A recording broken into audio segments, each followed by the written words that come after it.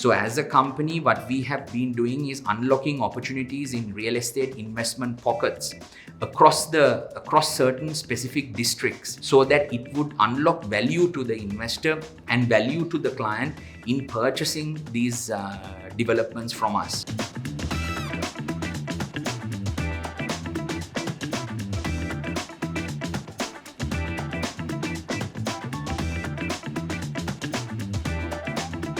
Yeah, actually, when you look at the entire overall real estate market across centuries has been the most resilient investment tool that has been utilized both locally and globally. So everyone wants a part of the real estate and everyone wants to be part of it, whether it is a downturn or an upturn. People tend to invest in real estate because it's the most resilient tool that is out there in comparison to many other tools that are available for investment purposes.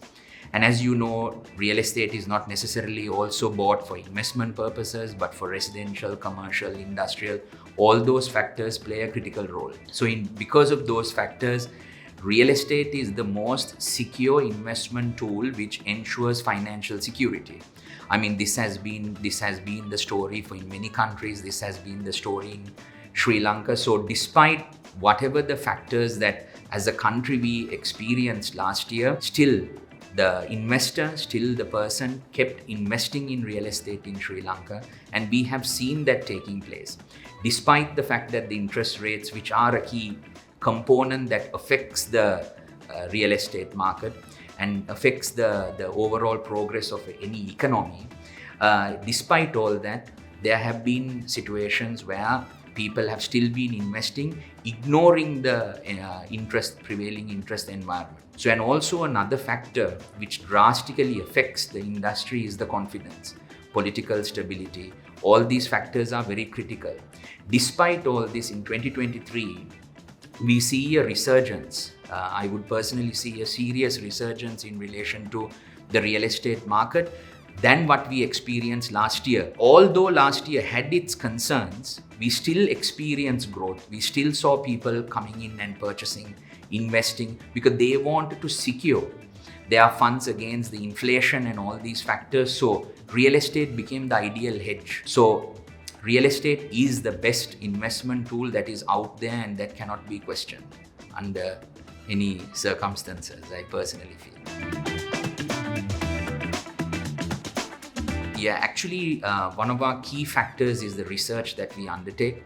We are a real estate developer. We are one of the largest developers in Kurunegala district, and we unlock opportunities beyond comfort zones. So basically, when you are investing in real estate, it's not about finding whether it is closer to your home or whether it is going to be easily accessible for you in 30 minutes, but it's about looking at where you can unlock opportunities. So as a company, what we have been doing is unlocking opportunities in real estate investment pockets across certain specific districts so that it would unlock value to the investor and value to the client in purchasing these developments from us. So therefore, they have seen which I would call boom pockets, which are not bubble pockets, but which are boom pockets.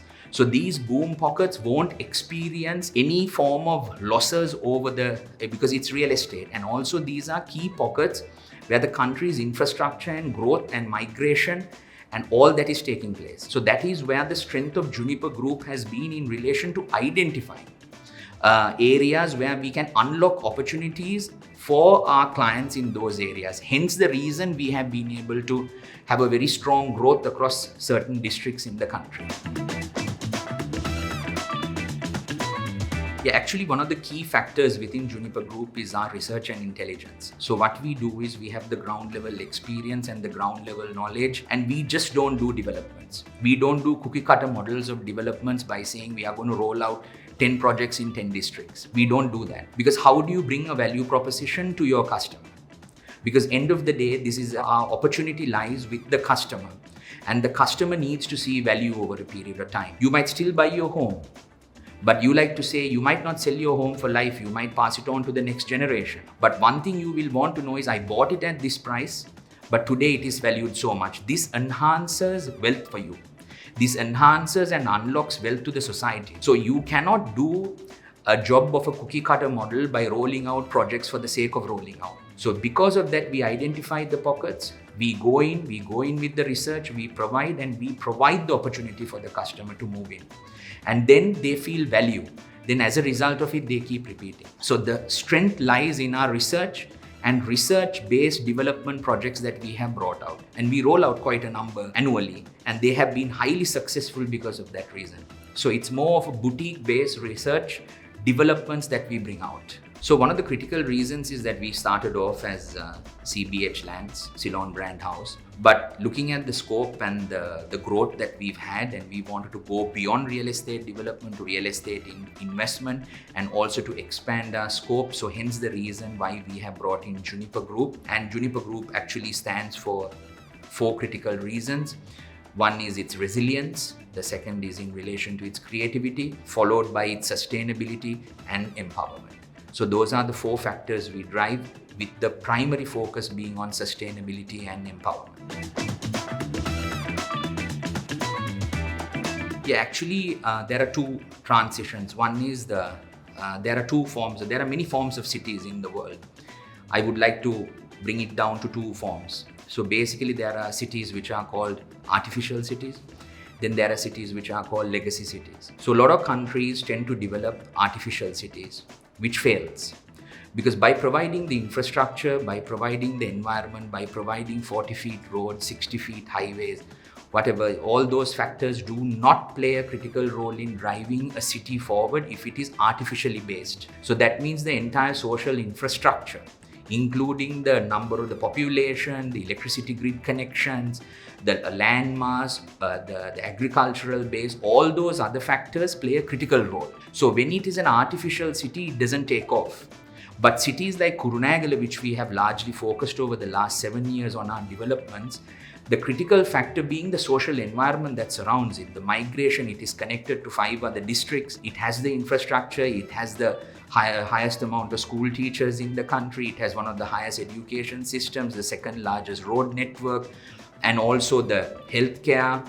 So all those factors play a role. So in cities like that, which are categorized as legacy cities, you draw in the infrastructure, which is the Central Expressway taking place.